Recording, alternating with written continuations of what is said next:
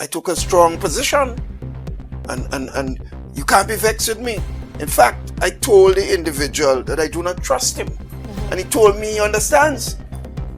If I tell you, Amanda, that I don't trust you, and you want to, you aspiring for certain position that you know I have some kind of input in with, and that individual should understand this. And I tell you, I don't trust you. The first question I think you would ask me is, why?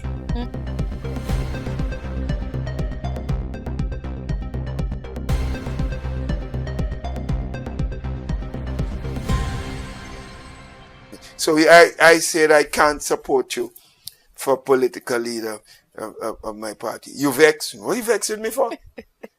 That's my responsibility.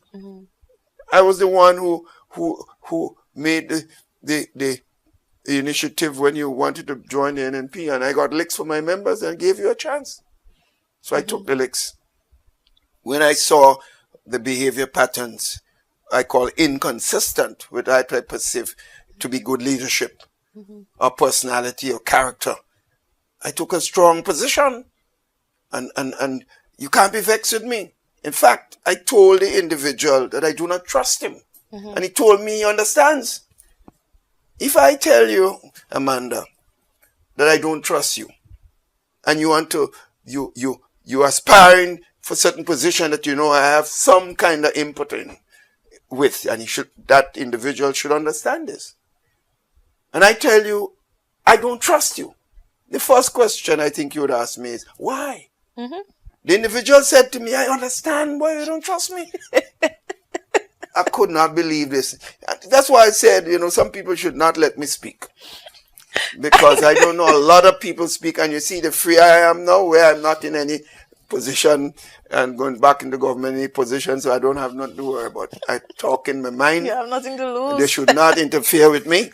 Say nothing about me, because if you open your mouth, document. Well, I actually made the point that I don't think the resignation would negatively impact the NNP as it will the NDC. And I'm surprised you raised your head, because I'm quite sure you heard several times repeatedly a spokesperson of the NDC saying that should Brother Peter be the next political leader of our party, that the expectation is that some 2,000 disgruntled NDC supporters will go with him. I didn't realize there were so many disgruntled NDC supporters, but That's a gentleman from your constituency, yeah? That's Mr. Yes, one of the spokespersons of the National Democratic Congress. So I'm saying this to say that I'm not the only person who feel that way. There are persons within the National Democratic Congress in very senior roles and positions who also feel that way. But from our own NNP perspective, I feel strongly about what I said, and I think at the end of the day, let's look at it this way. There's an NNP base in the town, right? There's an NDC base in the town. The NDC base currently belongs to Sister Claudette Joseph and the NDC. The NNP base, I strongly believe, belongs to the NNP, right? Quite obviously, there are persons on both sides of the fence that I believe have an allegiance or are sympathetic to Brother Peter David and probably would support Brother Peter David. Is that sufficient to win? I would say I strongly don't believe. So if you pull your sympathizers or your close friends and supporters from the NDC and even from the NNP, even if you do that on both sides, the question is, do you have sufficient persons to have more than any of those two as it relates to the base?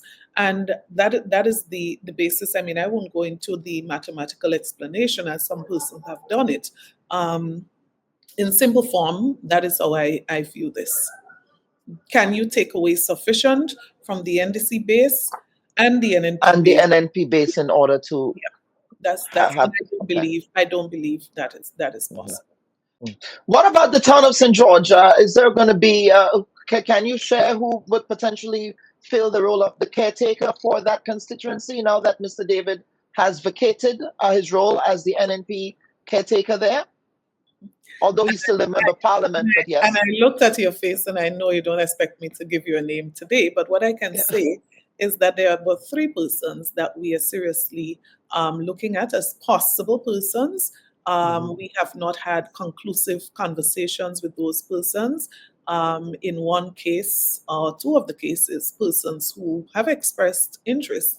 But as I said, we are going to take a very scientific approach to the finalizing of candidates. We are also going to ensure that in doing so, we take the best person and we don't allow emotions or relationships to determine who that final person is.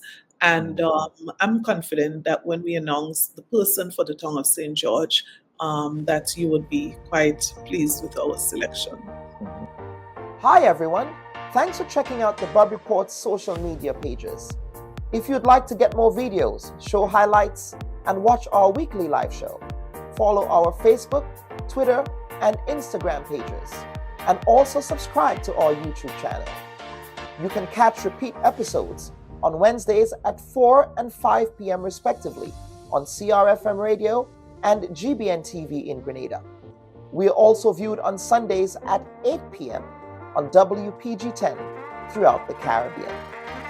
Thanks for watching.